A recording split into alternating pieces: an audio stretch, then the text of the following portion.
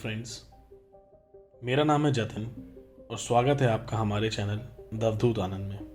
अध्यात्म या ज्ञान किसी भी प्रकार के तर्क का उत्तर देने में सक्षम होना चाहिए।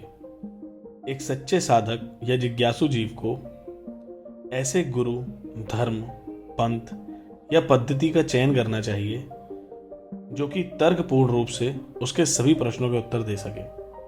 इसलिए आपके अध्यात्म के मार्ग में भावनाओं के साथ साथ लॉजिक्स का होना भी बहुत जरूरी है। और तर्क की बात अगर की जाए तो सबसे पहला प्रश्न तो ये उठता है कि आखिर ये दुनिया भर में पूजा पाठ, ध्यान, मंत्र जप ये सब करके आखिर हमें क्या हासिल होता है? क्योंकि मनुष्य तो एक सामाजिक जीव है और वह किसी भी प्रकार के धर्म, पंथ या कोई भी अनुष्ठान किए बिना भी जी सकता है। ऐसे बहुत से लोग हैं जो किसी भी धर्म या पथ का अनुसरण नहीं करते हैं, वे ना भगवान में मानते हैं और अच्छा खासा जीवन यापन करते हैं। तो क्या वे अपना नुकसान कर रहे हैं या क्या वे कुछ गलत कर रहे हैं? इन प्रश्नों के उत्तर प्राप्त करने के लिए यह समझना बहुत जरूरी है कि आखिर स्पिरिचुअलिटी या अध्यात्म जरूरी क्यों है, और अगर है तो फिर उसका अल्टीमेट गोल क्या है? आखिर इस रास्ते की वो मंजिल क्या है? क्योंकि अगर मंजिल पता होगी तो शायद रास्ते को चुनना हमारे लिए आसान हो जाए।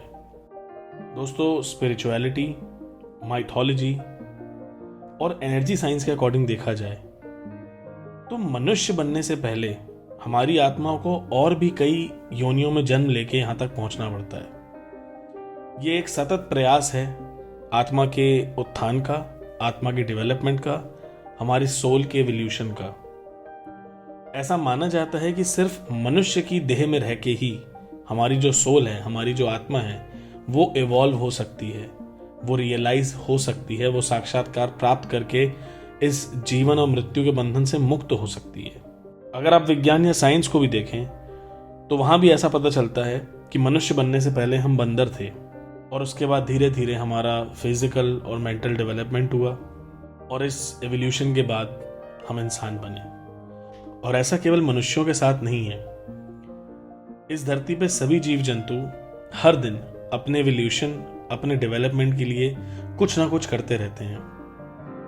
और ऐसा हमें डार्विन की survival of the fittest theory से भी पता चलता है कि जो भी जीव या कोई प्रजाति अगर वह खुद को डेवलप नहीं कर पाती है, खुद को अडेप्ट नहीं कर पाती है, यानी बदलते माहौल के अकॉर्डिंग खुद को ढाल नहीं पाती है, अगर उनका एवोल्यूशन नहीं हो पाता है तो उनका वहीं पे अंत हो जाता है। और इस दृष्टि से अगर साइंस की बात मानी जाए तो वह फिर भी मानना ठीक है कि अगर आप इवॉल्व नहीं करेंगे तो आपकी देह का अंत हो जाएगा, शायद उस जन्म का अंत हो जाएगा।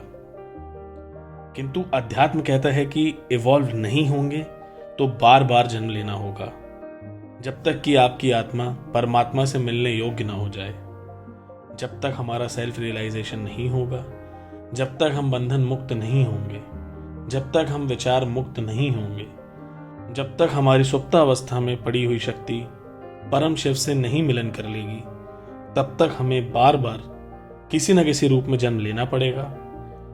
जो बातें हम अपने जीवन में नहीं सीख पाए उन्हें दोबारा जन्म लेके सीखना पड़ेगा।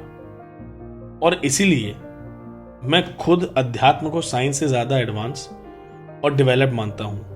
और यह बात सिद्ध करने के लिए मुझे इस वीडियो में चर्चा करने की आवश्यकता नहीं है। YouTube पे बहुत से ऐसे वीडियोस हैं, बहुत से ज्ञानियों ने इस बात को सिद्ध किया हुआ है।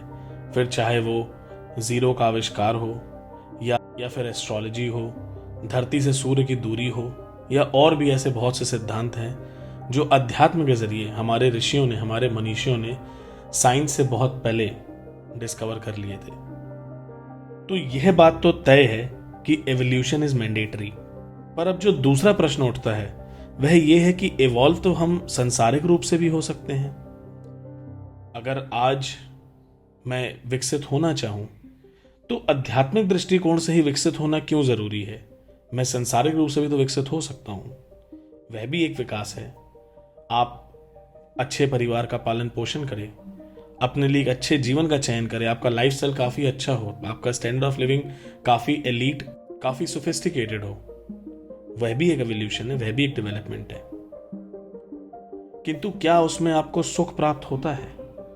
क्योंकि सबसे बड़ी प्रॉब्लम जो इस संसार के साथ है वह यह है कि यहाँ पे जिस भी चीज का जन्म होता है वह अंत जरूर होती है। यहाँ पे दर्द है। जो चीज आपको आज खुशी दे रही है वह शायद आपको कुछ सफरिंग भी देके जाए। और क्योंकि ये जो सांसारिक सुख हैं, ये जो सांसारिक प्रपंच हैं, यह आपके इस जीवन के साथ ही खत्म हो जाते हैं। जबकि अगर आप आध्यात्मिक क्षेत्र में अपनी उन्नति करते हैं, अगर आप अपने शरीर पे ना बल्कि अपनी आत्मा पे काम करें, अगर आप अपने एक्चुअल सेल्फ को पहचान के उसके अपलिफ्टमेंट के लिए, उसके डेवलपमेंट के लिए कुछ खोज करें, कुछ पढ़ाई करें, तो ना ही उसका कोई अंत है, ना ही वहां कोई पेन है, कोई सफरिंग है, और वह जन्म जन्मांतरों के बाद भी आपके साथ रहती है। और ऐसा नहीं है कि आप संसारिकता को निभाते हुए अध्यात्म का अनुसरण नहीं कर सकते। अध्यात्म का मतलब जोगी बनना नहीं है। अध्यात्म का मतलब सिर्फ भगवे वस्त्र पहन के या सफेद वस्त्र पहन के संन्यास लेना, माला जप करना, यह सब नहीं है। अध्यात्म का मतलब है कि आपको हमेशा अपने बारे में पता होना चाहिए कि आप क्या हैं। मेरे हिसाब से spirituality is the consistent and constant awareness of your self. अगर आप जीवन के हर मुकाम में, किसी भी परेशानी में, सुख की अवस्था में, दुख की अवस्था में खुद को एक आत्मा के रूप में पहचानते हैं, अगर आप इस शरीर के बंधनों को तोड़ के इससे परे देख सकते हैं, तो आप आध्यात्मिक हैं। और बधाई हो, आप सच्चे राह पे चल पड़े हैं। और दोस्तों, जब मैं कह रहा हूं कि आध्यात्मिक अनुभव, स्पिरिचुअलिटी के रास्ते पे जब आप चलते हैं, तो जो भी आपकी लर्निंग्स हैं वो आपके मृत्यु के बाद भी आपके साथ रहती हैं। तो ये बात मैं निराधार होकर नहीं कह रहा हूं। पुनर्जन्म के बहुत से कहानियां फेमस हैं, बहुत से किस्से हैं। अगर आप सर्च करेंगे तो आप पाएंगे कि ऐसी बहुत सी दिव्य आत्माएं हुई हैं जिन्होंने बहुत ही कम उम्र में अध्यात्म की पराकाष्ठा को प्राप्त किया।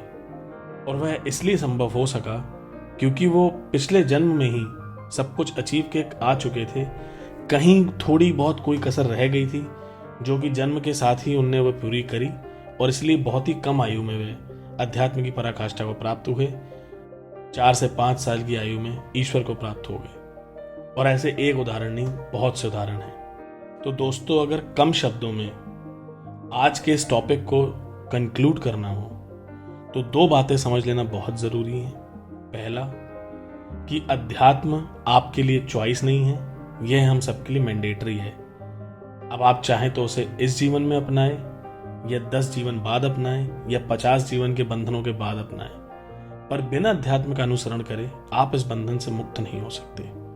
दूसरी बात, अगर आप बार बार इस जन्म और मृत्यु के बंधन से दूर होना चाहते हैं, अपने पेन और सफरिंग्स को पीछे छोड़ के एक सुंदर जीवन जो हमारा एक्चुअल सेल्फ है उसको रियलाइज करके जीना चाहते हैं, तो आपको अपना अल्टीमेट गोल पता होना चाहिए, जो कि सिर्फ और सिर्फ खुद को जानना है।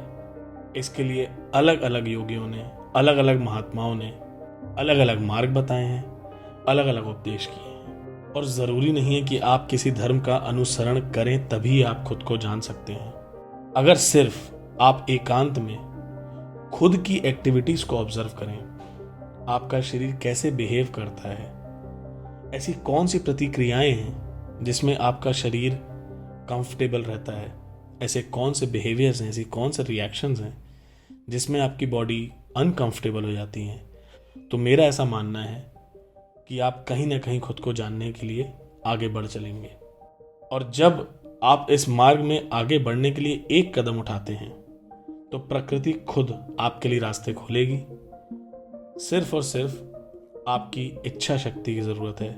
यहाँ ना धन की आवश्यकता है, ना साधन की आवश्यकता है, ना ज्ञान की आवश्यकता है, और ना ही अन्य किसी संसाधन की आवश्यकता है। अगर आपकी इच्छा होगी तो देर से ही सही, पर आपको प्राप्त जरूर होगा। आज के लिए बस इतना ही। जल्द मिलेंगे अगले वीडियो में एक नए टॉपिक के साथ। तब तक के लिए धन्यवाद।